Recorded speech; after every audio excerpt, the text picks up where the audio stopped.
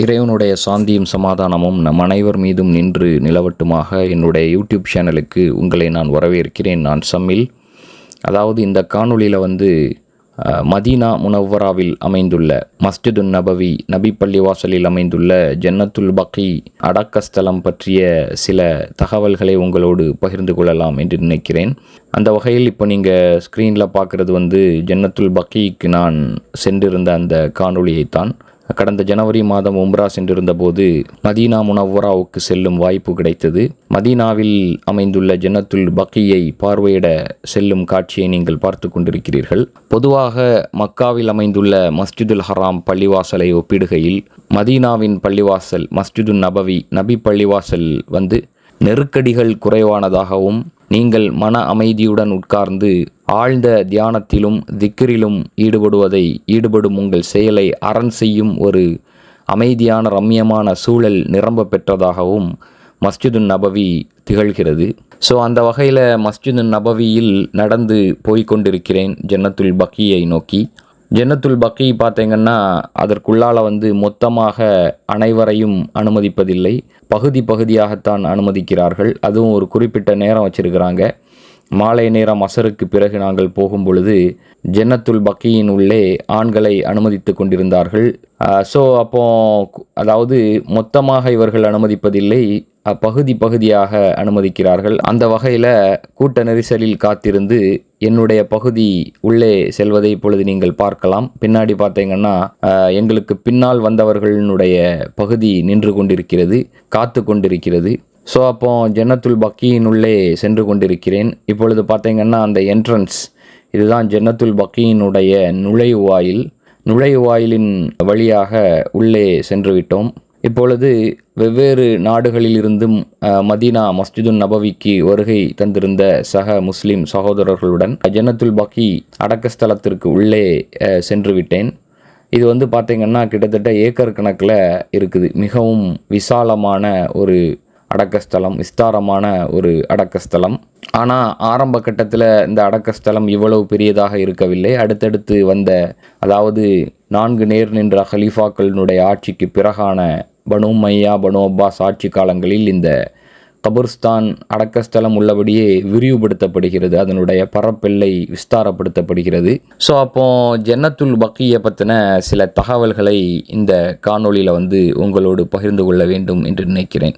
So ஜன்னத்துல் பக்கி தான் மதீனாவில் அமைக்கப்பட்ட இஸ்லாத்தினுடைய முதல் அடக்கஸ்தலம். சரிங்களா? ஜன்னத்துல் பக்கி நபிகளார் ஸல்லல்லாஹு அலைஹி வஸல்லம் அவர்களால் அமைக்கப்படுகிறது. இந்த ஜன்னத்துல் பக்கியில் ரசூலுல்லாஹி ஸல்லல்லாஹு அலைஹி வஸல்லம் அவர்களுடைய வீட்டாரும் அஹ்லுல் பைத்தை சார்ந்தவர்களும் அவருடைய உறவினர்களும் நபி தோழர்களில் பலரும் அடக்கப்பட்டுள்ளார்கள். ஸோ அந்த வகையில் இது இஸ்லாமிய வரலாற்றின் இஸ்லாமிய பாரம்பரியத்தின் 2 முக்கிய கபர்ஸ்தானங்களில் ஒரு கபர்ஸ்தானாக திகழ்கிறது. சரிங்களா?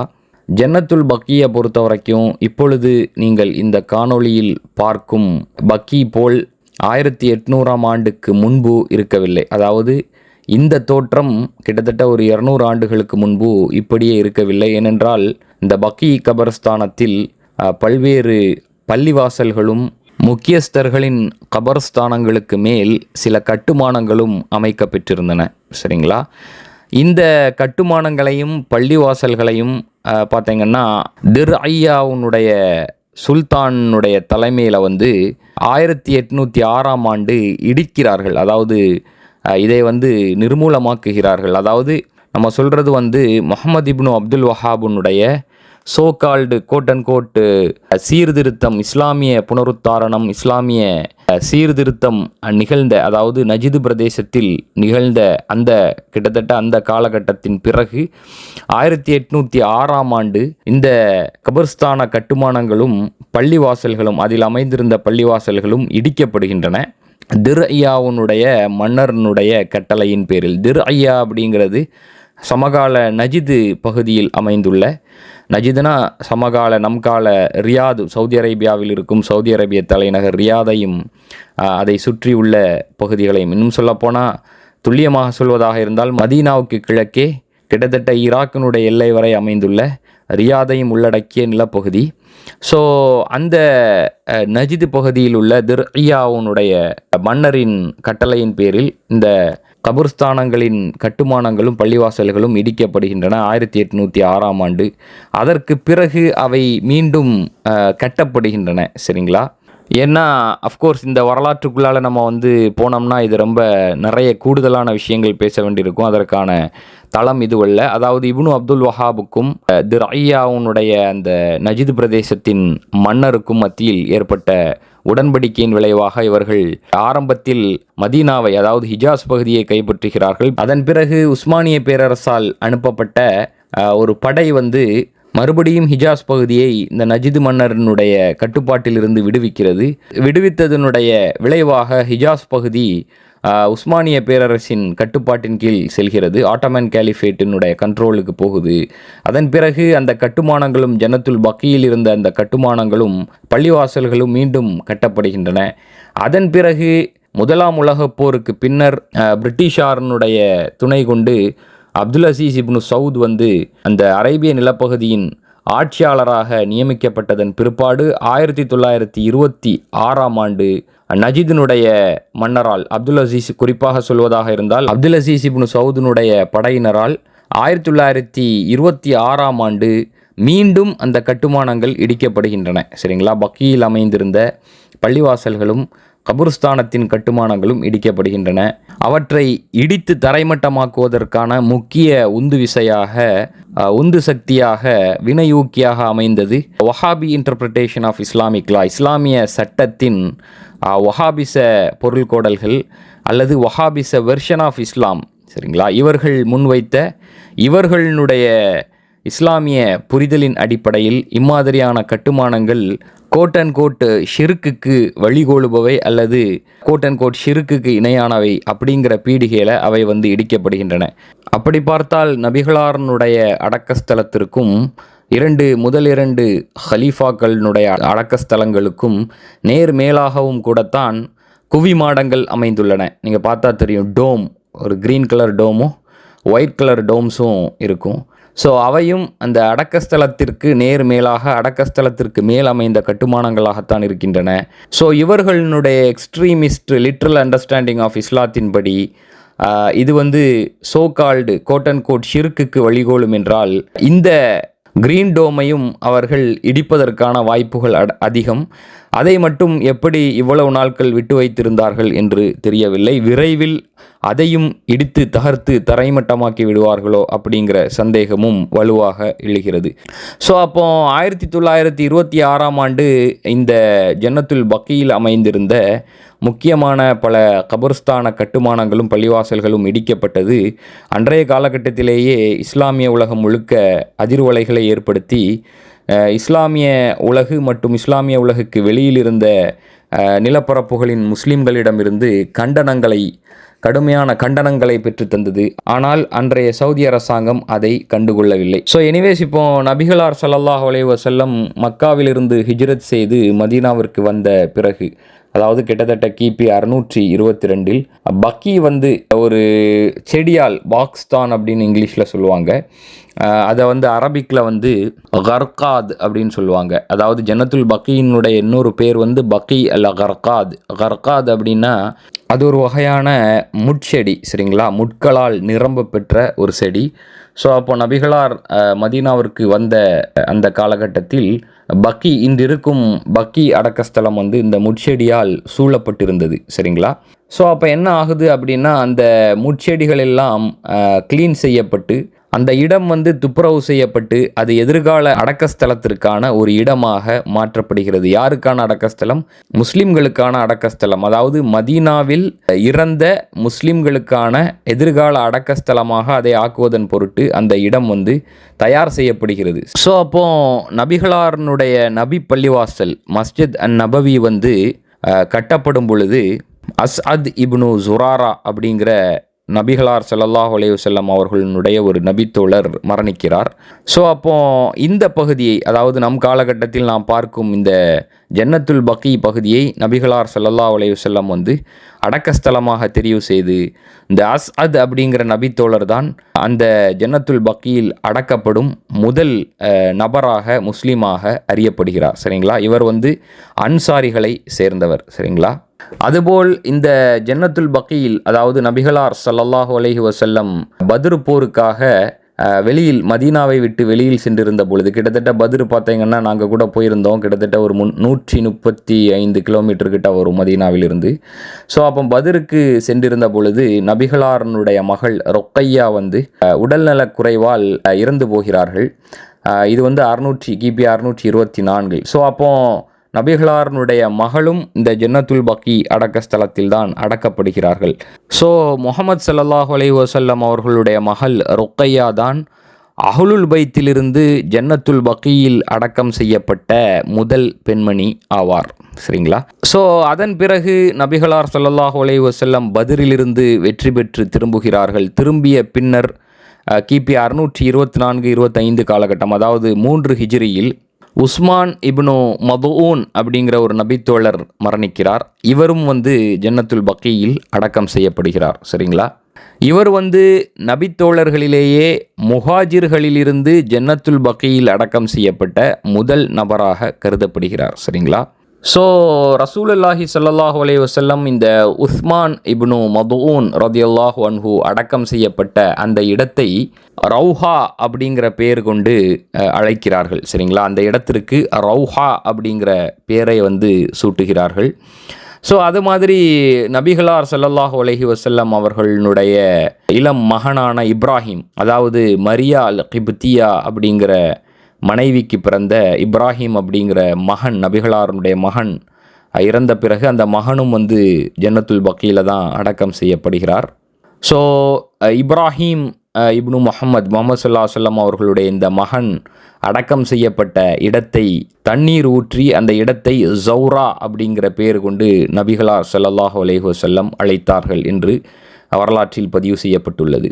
அதுபோல் நபிகளார் ஸல்லல்லாஹு அலைஹி வஸல்லம் அவர்களுடைய இன்னும் 2 மகள்களான ஜைனப் பின்த் முஹம்மத், அதுபோல் உம்மு குல்சூம் பின்த் முஹம்மத், இந்த 2 மகள்களுமே ஜன்னத்துல் பக்கியில் தான் அடக்கம் செய்யப்படுகிறார்கள். சரிங்களா? இவர்களுடைய அடக்கஸ்தலம் வந்து உஸ்மான் இப்னு மதுஊன் ரதியல்லாஹு அன்ஹு அவர்களுடைய அடக்கஸ்தலத்திற்கு அண்மித்து அமைந்துள்ளன. சரிங்களா? அதுபோல் 3ஆம் ஹலீஃபாவாக அறியப்படும் உஸ்மான் இப்னு அஃபான் ரதியல்லாஹு அன்ஹு அவரும் ஜன்னத்துல் பக்கியில் தான் அடக்கம் செய்யப்பட்டுள்ளார். ஆனால் ஆக்சுவலாக ஆரம்பத்தில் வந்து உஸ்மான் அவர்கள் அடக்கம் செய்யப்பட்ட இடம் ஜன்னத்துல் பக்கியின் ஒரு பகுதியாக இருக்கவில்லை. அது வந்து ஜன்னத்துல் பக்கிக்கு பக்கத்தில் அமைந்துள்ள யூத அடக்கஸ்தலமாக, கபுர்ஸ்தலமாகத்தான் இருந்தது. அது ஜன்னத்துல் பக்கியின் ஒரு பகுதியாக இருக்கவில்லை. 4 நேர்வழி நின்ற ஹலீஃபாக்களின் ஆட்சிக்கு பிறகு பனு உமையா ஆட்சி காலத்தின் ஆரம்ப கட்டத்தில் முஆவியா அவர்களால் இந்த ஜன்னத்துல் பக்கியினுடைய முதல் விரிவுபடுத்தும் பணி நிகழ்கிறது. ஸோ இந்த விரிவுபடுத்தும் பணியில்தான், முயற்சியில்தான் இந்த பக்கத்தில் அமைந்துள்ள யூத கபுர்ஸ்தலமும் ஜன்னத்துல் பக்கியோடு இணைக்கப்படுகிறது. சரிங்களா? ஸோ அந்த வகையில் அதன் பிறகுதான் உஸ்மான் இப்னு அஃபான் அவர்கள் ஜன்னத்துல் பக்கியில் அடக்கம் செய்யப்பட்டவராக அறியப்பட்டார். அதற்கு முன்னர் அவர் வந்து ஜன்னத்துல் பக்கியில் அடக்கம் செய்யப்பட்டவராக கருதப்படவில்லை. ஸோ அப்போ அந்த பனு உமையா ஆட்சியில்தான் உஸ்மான் இப்னு அஃபான் அவர்களுடைய கபருக்கு மேல் முதல் குவிமாடம், டோம் வந்து கட்டுமானம் செய்யப்படுகிறது. சரிங்களா? அதன் பிறகு அந்த காலகட்டத்திலிருந்து கிட்டத்தட்ட 1806ஆம் ஆண்டில் இப்னு அப்துல் வஹாப் இப்னு சவுதனுடைய இந்த கோஅலிஷன் அக்ரிமெண்ட்ஸ், இந்த கூட்டு உடன்படிக்கையின் அடிப்படையில் அந்த குவிமாடங்கள், கட்டுமானங்கள் எல்லாம் இடித்து தகர்க்கப்படும் வரை கிட்டத்தட்ட 1200 அல்லது 1100 ஆண்டுகளாக ஜன்னத்துல் பக்கியில் பல்வேறு குவிமாடங்களும் கட்டுமானங்களும் பள்ளிவாசல்களும் வரலாற்று ஓட்டத்தில் கட்டப்பட்டு வந்திருக்கின்றன. சரிங்களா? ஸோ நம்ம ஏற்கனவே பார்த்த மாதிரி 2 முறை இந்த ஜன்னத்துல் பக்கியில் அமைந்திருந்த கட்டுமானங்கள், குவிமாடங்கள், பள்ளிவாசல்கள் எல்லாம் இடிக்கப்பட்டனன்னு பார்த்தோம். முதல்ல வந்து 1806ஆம் ஆண்டு, இரண்டாவது வந்து 1926ஆம் ஆண்டு, 25 அல்லது 26ஆம் ஆண்டு. முதலில் பார்த்தீங்கன்னா, அதாவது 1806ஆம் ஆண்டு இந்த கபிரிஸ்தானத்தின் கட்டுமானங்களும் குவிமாடங்களும் இடிக்கப்படும் பொழுது, அதற்கு முன்னால் பல்வேறு கட்டுமானங்களும் இந்த பள்ளிவாசல்களும் குவிமாடங்களும் இருந்திருக்கின்றன. இவை அனைத்துமே இடித்து தகர்க்கப்படுகிறது. அண்டர் தி பிரிடெக்ஸ்ட், அதாவது அவர்கள் கபரு வணங்கிகளாக இருக்கிறார்கள் அல்லது கபரை வணங்குகிறார்கள் என்ற சோகால்டு பீடிகையில் பிரிடெக்ஸ்ட்ல அனைத்துமே இந்த வரலாற்று சின்னங்கள், முக்கிய மூத்த சஹாபிகளினுடைய அடக்கஸ்தலத்தின் அடையாளங்களாக, குறியீடுகளாக திகழ்ந்த அனைத்துமே இடித்து தரைமட்டம் ஆக்கப்படுகிறது. சரிங்களா? இது 1806ஆம் ஆண்டு முதலில் நிகழ்கிறது. வஹாபிச மதகுருமார்கள் மற்றும் வஹாபிச மன்னர்களினுடைய கூட்டு ஒப்பந்தங்கள் மற்றும் கூட்டு நடவடிக்கைகளின் பேரில். சரிங்களா? இதே மாதிரி நம்ம ஏற்கனவே சொன்ன மாதிரி இரண்டாவது டெமாலிஷன், சரிங்களா, இரண்டாவது இடிப்பு நடவடிக்கைகள் 1925, 26 காலகட்டங்களில் நிகழ்கிறது. அதாவது இந்த காலகட்டம் நம்ம ஏற்கனவே சொன்ன மாதிரி இரண்டாவது முறை, அதாவது சவுது குடும்பம், சவுது கோத்திரம் பிரிட்டிஷார் மற்றும் யூத சியோனிஸ்டுகளினுடைய துணை கொண்டு அரேபிய தீபகற்பத்தின் கட்டுப்பாட்டை தங்கள் வயப்படுத்திய காலகட்டம். அந்த காலகட்டத்தில் மறுபடியும் இந்த கட்டுமானங்களின் இடிப்புகள் தொடர்கின்றன. இந்த முறை ரொம்ப தீவிரமாக இந்த இடிப்பு நடவடிக்கைகள் தொடர்கிறது. இந்த தீவிரமான இடிப்பு நடவடிக்கைகளுக்கு ஃபத்வா கொடுத்து இதற்கான ரிலீஜியஸ் ஆத்தரைசேஷனை வழங்கியவர் காதி அப்துல்லா இப்னு புலைஹித் அப்படிங்கிற பெயரால் அறியப்படுகிறார். சரிங்களா? Religious leader, Wahhabi religious leader. So இந்த டெமாலிஷன் பார்த்தீங்கன்னா 1926 ஏப்ரல் மாதம் நிகழ்கிறது. அதாவது வஹாபி கடும்போக்குவாத போராளிகளால் இது நிகழ்த்தப்படுகிறது. இது எந்த அளவுக்கு போச்சு இந்த டெமாலிஷன் அப்படின்னு சொன்னால், சாதாரணமாக இருந்த, எளிமையாக இருந்த, சிறிய அளவில் இருந்த சாதாரண கபிரிஸ்தானங்களும் சிறிய சிறிய கட்டுமானங்களும் கூட மிச்சம் வைக்கப்படாமல், மீதி வைக்கப்படாமல் இடித்து தரைமட்டமாக்கப்பட்டன. சரிங்களா? இன்னும் இந்த இடிப்பு நடவடிக்கைகளினுடைய தீவிரத்தையும் உக்கிரத்தையும் நீங்கள் தெரிந்து கொள்ள வேண்டும் என்றால், அதாவது எல்டன் ரட்டர் அப்படிங்கிற ஒரு பிரிட்டனை சேர்ந்த இஸ்லாத்திற்கு மாறிய ஒரு கிறிஸ்தவர். சரிங்களா? இவர் பிரிட்டனுடைய குடிமகன். இவர் இந்த இடிப்பு நடவடிக்கைகளை எல்லாம் விட்னஸ் பண்ணுறாரு. அந்த காலகட்டத்தில் கண்கூடாக பார்க்குறாரு. இவர் இந்த இடிப்பு நடவடிக்கைகளை எதோட ஒப்பிடுறாரு அப்படின்னு சொன்னால், கிட்டத்தட்ட ஒரு பூகம்பத்தோடு ஒப்பிடுறாரு. சரிங்களா? ஒரு பூகம்பம் வந்தால் எப்படி இருக்குமோ, அந்த பூகம்பத்தின் உக்கிரத்தில் இவர்கள் இந்த இடிப்பு நடவடிக்கைகளை சர்வ தீவிரமாகவும் சர்வ நாசகரமாகவும் மேற்கொண்டார்கள்னு.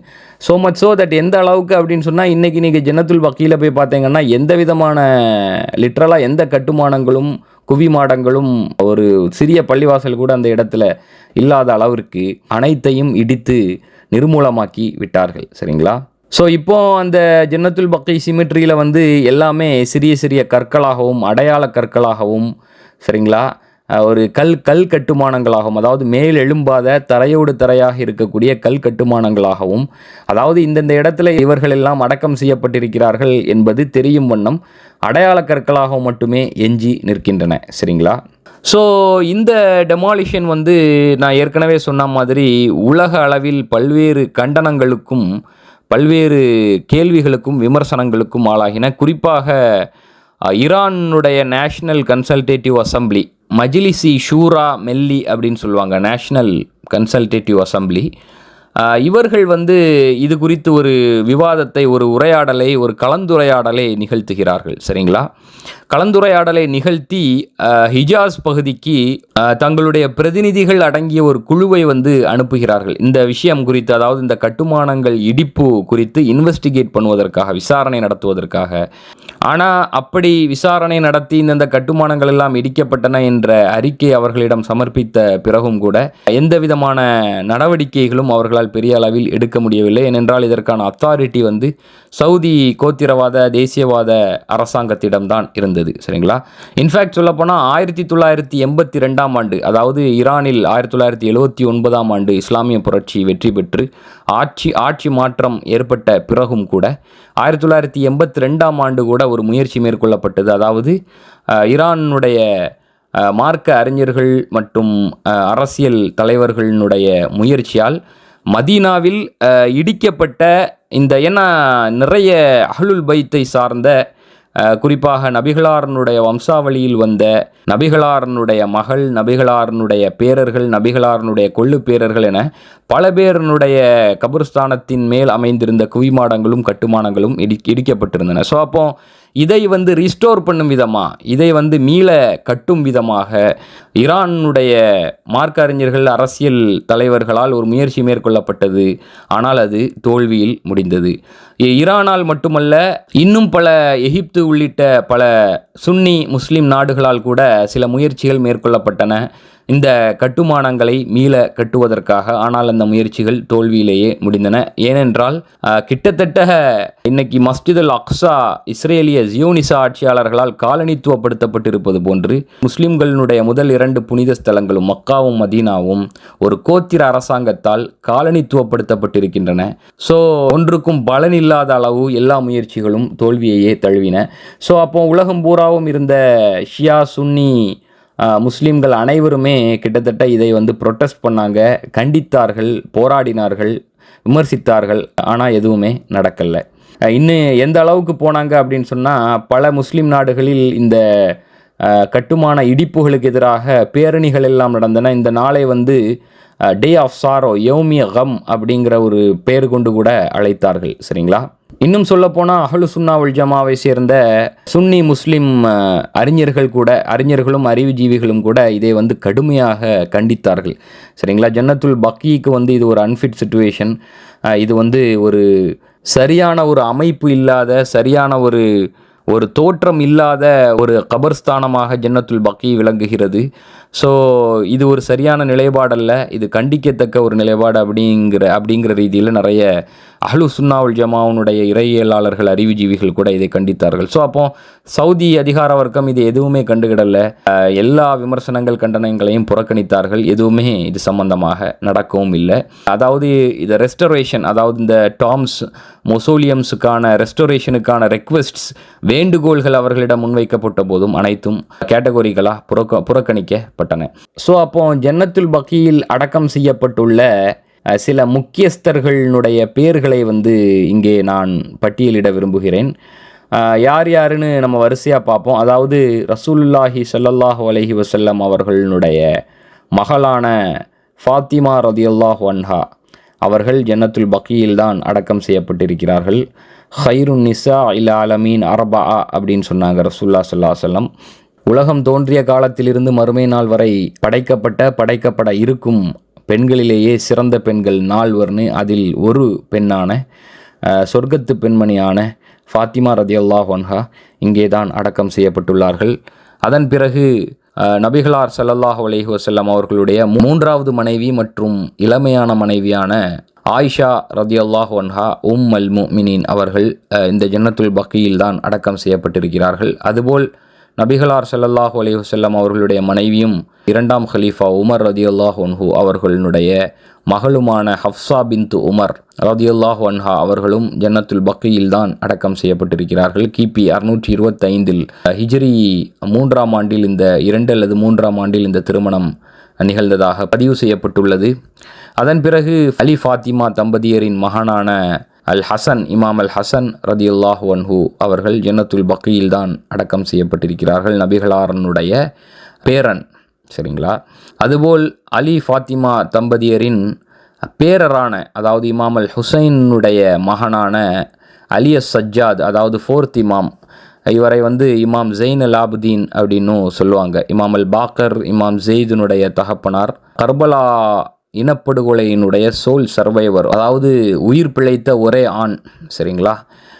ஸோ இவரும் இந்த இமாம் ஜெயினுல் ஆப்தீன் அவர்களும் ஜன்னத்துல் பக்கியில் தான் அடக்கம் செய்யப்பட்டிருக்கிறார்கள்.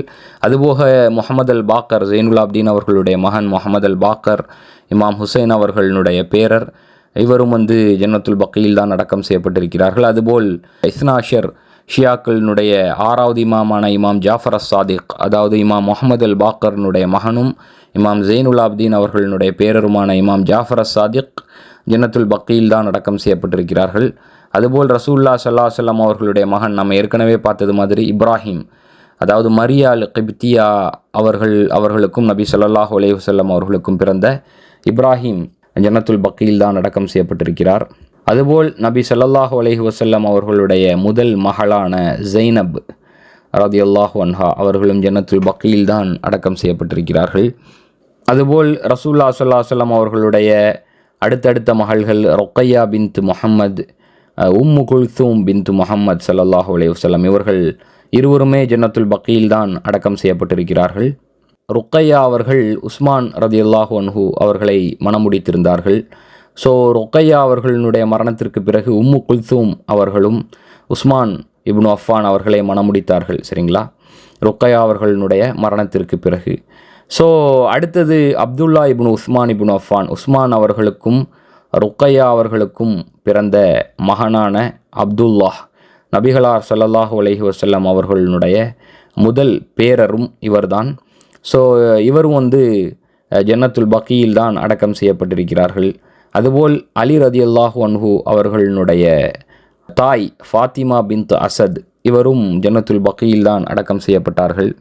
அதுபோல் ஜாஃபர் தையார் அவர்களுடைய மகன் அப்துல்லா இப்னு ஜாஃபர். இந்த ஜாஃபர் தையார் யார் அப்படின்னா ஜெய்னப் அவர்களுடைய கணவர். சரிங்களா, ஜெய்னப்னா அலி ரதியல்லாஹு அன்ஹு அவர்களுடைய மகள் ஜெய்னபுனுடைய கணவர் தான் ஜாஃபர் தையார். இவருடைய மகன் அப்துல்லா இப்னு ஜாஃபர் ஜன்னத்துல் பக்கீல் அடக்கம் செய்யப்பட்டிருக்கிறார். அதுபோல் அப்பாஸ் இப்னு அப்துல் முத்தலிப் ரசூலுல்லாஹி ஸல்லல்லாஹு அலைஹி வஸல்லம் அவர்களுடைய சிறிய தந்தையும் அப்துல்லா இப்னு அப்பாஸினுடைய தகப்பனாருமாவார். அதுபோல் லுபாபா பின்த் ஹாரிஸ் இவர் இஸ்லாத்திற்கு, அதாவது இஸ்லாத்தை ஏற்றுக்கொண்ட இரண்டாவது பெண்மணியாக கருதப்படுகிறார்கள். இவர் ரசூலுல்லாஹி ஸல்லல்லாஹு அலைஹி வஸல்லம் அவர்களுடைய சிறிய தந்தை அப்பாஸ் இப்னு அப்துல் முத்தலிபினுடைய மனைவியாவார். அதுபோல் உம்மல் பனீன்.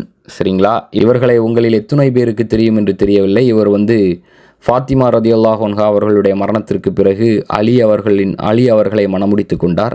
அலி அவர்களினுடைய மனைவி. இவருக்கு பிறந்த மகன்தான் அப்பாஸ் இப்னு அலி. சரிங்களா, இவர்களுடைய உம்மல் பனீன் அவர்களுடைய மகன்கள் அனைவருமே கர்பலாவில் ஷஹீதாக்கப்பட்டார்கள் பனு உமையா யசீதினுடைய கொடிய இராணுவத்தால். அதுபோல் சஃபியானா முஹம்மது ஸல்லல்லாஹு அலைஹி வஸல்லம் அவர்களுடைய தகப்பனாரனுடைய சகோதரி ஜுபைர் ரதியல்லாஹு அன்ஹு அவர்களுடைய தாயார் சஃபியா பின்த் அப்துல் முத்தலிப் இவர்களும் ஜன்னத்துல் பக்கீல் தான் அடக்கம் செய்யப்பட்டார்கள். அதுபோல் ஆத்திகா பின்த் அப்துல் முத்தலிப் இவரும் நபிகளார் ஸல்லல்லாஹு அலைஹி வஸல்லம் அவர்களுடைய தகப்பனாரனுடைய சகோதரி தான். அதுபோல் அகீல் இப்னு அபூ தாலிப், அதாவது அலி ரதியல்லாஹு அன்ஹு அவர்களுடைய அண்ணனும் முஸ்லிம் இப்னு அகீல் அவர்களுடைய தகப்பனாரும் ஆவார் இவர். அதுபோல் நபிகளார் ஸல்லல்லாஹு அலைஹி வஸல்லம் அவர்களுடைய இரண்டாவது மனைவியான, அதாவது ஹதீஜா ரதியல்லாஹு அன்ஹா அவர்களுடைய இறப்பிற்கு பின்னர் நபிகளார் மணமுடித்து கொண்ட இரண்டாவது மனைவியான சௌதா பின்த் ஜம்ஆ இவரும் ஜன்னத்துல் பக்கீல் தான் அடக்கம் செய்யப்பட்டிருக்கிறார். அதுபோல் ஜெய்னப் பின்த் ஹுசைமா இது நபிகளார் ஸல்லல்லாஹு அலைஹி வஸல்லம் அவர்களுடைய ஐந்தாவது மனைவி. இவரை உம்மல் மசாக்கீன், அதாவது ஏழைகளின் தாய் என்றும் அழைப்பார்கள். அதுபோல் உம்மு சலமா ரசூலுல்லாஹி ஸல்லல்லாஹு அலைஹி வஸல்லம் அவர்களுடைய ஆறாவது மனைவி. அதுபோல் ஜெய்னப் பின்த் ஜஹஷ் ரசூலுல்லாஹி ஸல்லல்லாஹு அலைஹி வஸல்லம் அவர்களுடைய ஏழாவது மனைவி. சரிங்களா, இதற்கு முன்னர் ஸெய்த் இப்னு ஹாரிசாவோடு மணமுடிக்கப்பட்டு விவாகரத்து செய்யப்பட்டவர். அதுபோல் ஜுவைரியா பின்த் அல் ஹாரிஸ் ரசூலுல்லாஹி ஸல்லல்லாஹு அலைஹி வஸல்லம் அவர்களுடைய எட்டாவது மனைவி. அதுபோல் உம்மு ஹபீபா ரசூலுல்லாஹி ஸல்லல்லாஹு அலைஹி வஸல்லம் அவர்களுடைய ஒன்பதாவது மனைவி. அதுபோல் சஃபியா பின்த் ஹுயை இது ரசூலுல்லாஹி ஸல்லல்லாஹு அலைஹி வஸல்லம் அவர்களுடைய 10வது மனைவி. இவர்கள் பனு நதீர் கோத்திரத்தை சேர்ந்தவர். இவர்களை ரசூலுல்லாஹி ஸல்லல்லாஹு அலைஹி வஸல்லம் பேட்டில் ஆஃப் ஹைபர் யுத்தத்திற்கு பிறகு ஹைபர் கைப்பற்றப்பட்டு முஸ்லீம்கள் வெற்றி பெற்ற பிறகு மணமுடித்துக் கொள்கிறார்கள். அதுபோல் ரசூலுல்லாஹி ஸல்லல்லாஹு அலைஹி வஸல்லம் அவர்களுடைய இறுதி மனைவியான மரியா அல் கிப்தியா இவர்களுடைய மகனும் ஜன்னத்துல் பக்கீல் தான், இவரும் ஜன்னத்துல் பக்கீல் தான் அடக்கம் செய்யப்பட்டிருக்கிறார்கள். யதார்த்தத்தில் இது ரசூலுல்லாஹி ஸல்லல்லாஹு அலைஹி வஸல்லம் அவர்களுக்கு அன்பளிப்பாக வழங்கப்பட்ட மிஸ்ரை சேர்ந்த, எகிப்தை சேர்ந்த ஒரு பெண், அதாவது முக்கவுக்கிஸ், ஒரு கிறிஸ்தவ ஆளுநராக இருந்தவர். அலெக்சாண்ட்ரியா, எகிப்தினுடைய அலெக்சாண்ட்ரியா பகுதியின் ஒரு கிறிஸ்தவ ஆளுநரால் நபிகளார் ஸல்லல்லாஹு அலைஹி வஸல்லம் அவர்களுக்கு கிட்டத்தட்ட கிபி 628 அன்பளிப்பு செய்யப்பட்ட ஒரு பெண்மணி. ஸோ இது ஒரு பட்டியல். அதுபோல் ஹலீமா சஅதியா ரசூலுல்லாஹி ஸல்லல்லாஹு அலைஹி வஸல்லம் அவர்களுக்கு தாய்ப்பால் ஊட்டிய பெண்மணி. அதுபோல் நபிகளாரனுடைய நபித்தோழர்களில் சில முக்கியமானவர்கள், குறிப்பாக உஸ்மான் இப்னு அஃபான், அப்துல்லா இப்னு மஸ்ஊத், அபு ஹுரைரா, அசாத் இப்னு ஜுராரா, ஹுனைஸ் இப்னு ஹுதாஃபா, உஸ்மான் இப்னு மதுஊன், சஅத் இப்னு முஆத், அபு சயீத் அல் குத்ரி. இப்போ நான் பட்டியலிட்ட அனைத்து நபித்தோழர்களும் ஜன்னத்துல் பக்கீயில் தான் அடக்கம் செய்யப்பட்டிருக்கிறார்கள். இப்போ முக்கியமான சில இமாம்கள்னு பார்த்தீங்கன்னா, இமாம் அல் மாலிக் இப்னு அனஸ், இமாம் மாலிக். அதை மாதிரி சமகாலத்திலேயே கூட, அதாவது நம்மளுடைய கிட்டத்தட்ட ஒரு 100 ஆண்டுகள் 200 ஆண்டுகளுக்கு முந்தைய காலகட்டங்களில் வாழ்ந்த சில முக்கியமான தலைவர்கள் கூட ஜன்னத்துல் பக்கீயில் தான் அடக்கம் செய்யப்பட்டிருப்பதாக அறியப்படுகிறது. குறிப்பாக இமாம் ஷாமில் ஒரு அரசியல் இராணுவ தலைவர், அதுபோல் ஒரு ஆன்மீக தலைவர். காக்கசஸ், அன்றைய காலகட்டத்து ரஷ்ய படையை எதிர்த்து போராடிய வீரதீர போராட்டம் நிகழ்த்திய இமாம் ஷாமில் அவர்களும் ஜன்னத்துல் பக்கீயில் தான் அடக்கம் செய்யப்பட்டிருக்கிறார்கள் என்று அறியப்படுகிறது. இவர் நக்ஷ்பந்தி சூஃபி தரீகாவை சேர்ந்தவர். நாம் கூட ஒரு வீடியோ போட்டிருந்தோம். அதாவது அதுவும் அந்த வீடியோ நம்மளுடைய யூடியூப் சேனலில் இருக்குது, பாருங்கள். சமீபகால வரலாற்றின் சூஃபி முஜாஹிதுகள்னு அந்த பட்டியலில் இமாம் ஷாமிலை பற்றியும் நாம் ஒரு குறிப்பு கொடுத்திருப்போம். அந்த இமாம் ஷாமிலும் ஜன்னத்துல் பக்கீயில் தான் அடக்கம் செய்யப்பட்டுள்ளதாக தகவல்கள் உள்ளன. அதுபோல் ஆட்டோமன் கேலிஃபேட், உஸ்மானிய சாம்ராஜ்யத்தின் இறுதி மன்னராக அறியப்பட்ட இரண்டாம் அப்துல் மஜீத் தி செகண்ட், சரிங்களா, இவரும் ஜன்னத்துல் பக்கீயில் தான் அடக்கம் செய்யப்பட்டிருக்கிறார். அதுபோல் 1952 69 வரை லிபியாவின் மன்னராக மட்டும் இல்லாமல் ஒரு அரசியல், ஆன்மீக, மதம் சார்ந்த தலைவராகவும் இருந்த முகமது இத்ரீஸ் அவர்களும் ஜன்னத்துல் பக்கீயில் தான் அடக்கம் செய்யப்பட்டிருக்கிறார்கள். அதுபோல் 1987 2011 வரை துனிசியாவினுடைய ஜனாதிபதியாக இருந்த, அரசியல்வாதியாக இருந்த ஜெயினுல் ஆபிதீன் பின் அலி, இவரும் ஜன்னத்துல் பக்கீயில் அடக்கம் செய்யப்பட்டிருக்கிறார்கள் என்ற தகவல் உள்ளன. ஏன்னா ஜன்னத்துல் பக்கியை பொறுத்த வரைக்கும் நீங்கள் பார்த்தீங்கன்னா ஏக்கர் மிகப்பெரிய நிலப்பரப்பு, சரிங்களா. ஸோ இன்னும் சில முக்கியமான தலைவர்கள், ஆன்மீக தலைவர்கள், மார்க்க அறிஞர்கள், மார்க்க அறிவுஜீவிகள், இவர்களெல்லாம் ஜன்னத்துல் பக்கீயில் தான் அடக்கம் செய்யப்பட்டிருப்பதாக தகவல்கள் உள்ளன. ஆனால் எந்த இடத்துல இவர்கள் அடக்கம் செய்யப்பட்டிருக்கிறார்கள் என்பதற்கான துல்லியமான அடையாள ஆதாரங்கள் இல்லை. குறிப்பாக முகமது ஹையா, அதாவது இந்திய துணைக்கண்டத்தை சார்ந்த மார்க்க அறிஞரான முகமது ஹையா, அந்த மாதிரி நான் ஏற்கனவே சொன்ன இமாம் ஷாமில், அதே மாதிரி முகமது சையீத் தந்தாவி, இவரும் ஒரு இஸ்லாமிய மார்க்க அறிஞர் தான். அதே மாதிரி முகமது இத்ரீஸ், லிபியாவுடைய மன்னர், நம்ம ஏற்கனவே சொன்னோம். அதே மாதிரி ஹசன் அல் சன்னூசி, சரிங்களா, லிபியாவுடைய பட்டத்து இளவரசராக இருந்தவர். அதுபோல் முகமது ஜக்கரியா கான் தெஹ்லவி, இஸ்லாமிய மார்க்க அறிஞரும் ஆசிரியருமான முகமது ஜக்கரியா அவர்கள். அதுபோல் ரஃபியுத்தீன் தியோபந்தி, சரிங்களா, தாருல் உலூம் தியோபந்தினுடைய வைஸ் சான்சலராக இருந்தவர். அதுபோல் ஃபைதுல் பாரி அலா சஹீஹுல் புகாரி அப்படிங்கிற ஒரு தொகுப்பை, அதாவது சஹீஹுல் புகாரிக்கான விளக்க உரைகள், பல்வேறு விளக்க உரைகள் உள்ளன, சரிங்களா. குறிப்பாக முக்கியமானது, அதிலும் முக்கியமான பிரசித்தமான விளக்க உரையாக இமாம் இப்னு ஹஜருல் அஸ்கலானியினுடைய ஃபத்ஹுல் பாரி அப்படிங்கிற ஷரஹை சொல்லலாம். ஸோ அதுபோல் ஃபைதுல் பாரி அலா சஹீஹுல் புகாரி அப்படிங்கிற ஒரு கமெண்ட்ரியை வால்யூமினஸ் அரபிக் கமெண்ட்ரியை தொகுத்த பத்ரே ஆலம் எராத்தி அப்படிங்கிற ஒரு மார்க்க அறிஞரும் ஜன்னத்துல் பக்கீயில் தான் அடக்கம் செய்யப்பட்டிருக்கிறார். ஸோ இந்த இடத்துல சில புகைப்படங்களை உங்களுக்கு காண்பிக்க வேண்டும் என்று நினைக்கிறேன். 1806 ஆண்டும் 1926 ஆண்டும் இடித்து தரைமட்டமாக்கப்பட்ட ஜன்னத்துல் பக்கீயில் அமைந்திருந்த சில குவிமாடங்கள், கட்டுமானங்கள், பள்ளிவாசல்கள், இவற்றின் புகைப்படங்கள், அதிலும் குறிப்பாக முக்கியமான டாம்ஸுனுடைய குவிமாடங்களினுடைய புகைப்படங்களை காண்பிக்க வேண்டும் என்று நினைக்கிறேன். அதில் முதல்ல நீங்கள் பார்க்குறது இந்த ஸ்க்ரீனில் டிஸ்பிளே ஆகிறது அதாவது ஜன்னத்துல் பக்கீயில் அமைந்திருக்கக்கூடிய குவிமாடம், முக்கியமான குவிமாடம். இந்த கட்டுமானம் 1926 ஆண்டு அப்துல் அசீஸ் இப்னு சவுதினுடைய போராளி குழுக்களால் இடித்து தரைமட்டமாக்கப்பட்டது. இந்த கட்டுமானம் எந்த கபுர்ஸ்தானத்தின் மேல் அமைந்திருந்தது என்றால், குறிப்பாக பார்த்தீங்கன்னா 4 ஷியா இமாம்கள், அதாவது ஷியாக்களால் இமாம்களாக கருதப்படும் இமாம் அல் ஹசன், இமாம் ஜெயினுல் ஆபிதீன், அதாவது இமாம் அலி சஜ்ஜாத், இமாம் முஹம்மது அல் பாக்கர், இமாம் ஜாஃபர் சாதிக், இந்த 4 இமாம்களினுடைய அடக்கஸ்தலத்தின் மீது கட்டப்பட்ட கட்டுமானமும் குவிமாடமும் இது 1926 ஆண்டு இடித்து தகர்க்கப்படுகின்றன. இதற்கு அடுத்தது ஒரு பிக்சர் ஸ்க்ரீனில் டிஸ்பிளே ஆகுது பாருங்கள். இதில் வந்து கிட்டத்தட்ட பார்த்தீங்கன்னா ஒரு 10 கட்டுமானங்கள் இருக்கின்றன. அதில் வந்து 1ன்னு போட்டிருக்கிறது நீங்கள் கூர்ந்து பார்த்தீங்கன்னா தெரியும். அந்த பெரிய கட்டுமானத்திற்கு பின்னாடி இருக்கக்கூடிய ஒரு சிறிய கட்டுமானம். இந்த கட்டுமானத்தின் பெயர் பைத்துல் அஹ்ஸான். சரிங்களா, பைத்துல் அஹ்ஸான், அதாவது துயரத்தின் வீடுன்னு சொல்லுவாங்க.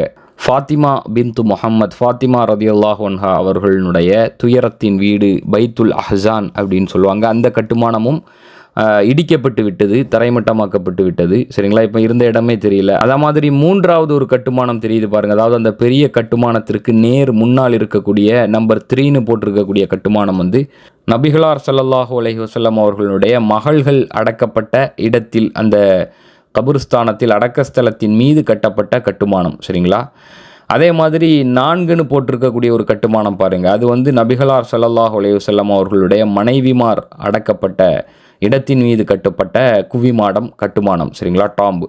அதே மாதிரி 5ன்னு போட்டிருக்கிறது வந்து அகீல் இப்னு அபு தாலிப் அவர்களும் அப்துல்லா இப்னு ஜாஃபர் அவர்களும் அடக்கப்பட்ட அடக்கஸ்தலத்தின் மீது கட்டப்பட்ட கட்டுமானம்.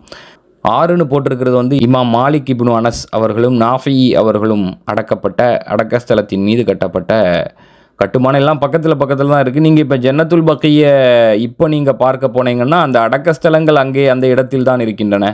ஆனால் அதன் மேல் அடையாளமாக இருந்த இந்த குவிமாடங்களும் கட்டுமானங்களும் இல்லை. அவை இடித்து தரைமட்டமாக்கப்பட்டு விட்டன. இப்பொழுது வெறும் அடையாள கற்கள் மட்டுமே இருக்கின்றன. அதாவது ஸ்கொயர் ஷேப்லேயோ அல்லது இதர வடிவங்களிலேயோ அங்கங்கே அடையாள கற்கள் மட்டுமே இருக்கின்றன. ஸோ அப்போது 7வது ஒரு கட்டுமானம் பாருங்கள், நம்பர் 7ன்னு போட்டிருக்கிறது வந்து ரசூலுல்லாஹி ஸல்லல்லாஹு அலைஹி வஸல்லம் அவர்களுடைய மகனான இப்ராஹிம், அதாவது மரியா அல் கிப்தியா அப்படிங்கிற நபிகளாருடைய மனைவிக்கு பிறந்த சிறு வயதிலே இருந்துவிட்ட இப்ராஹிம் அப்படிங்கிற நபிகளாருடைய மகனின் கட்டுமானம் 7. 8வது கட்டுமானம் வந்து கொஞ்சம் டிஸ்டன்ஸில் தெரிய நம்பர் 8ன்னு போட்டிருக்கக்கூடிய கட்டுமானம். இது வந்து ஹலிமா சாதியா, நபிகளாருக்கு பாலூட்டிய தாயாரினுடைய கட்டுமானம். அதுபோல் 9ன்னு போட்டிருக்கிறது வந்து அலி ரதியல்லாஹு அன்ஹு அவர்களுடைய தாயாரான ஃபாத்திமா பின்த் அசத் அவர்களுடைய அடக்கஸ்தலத்தின் மீது அமைந்துள்ள கட்டுமானம்.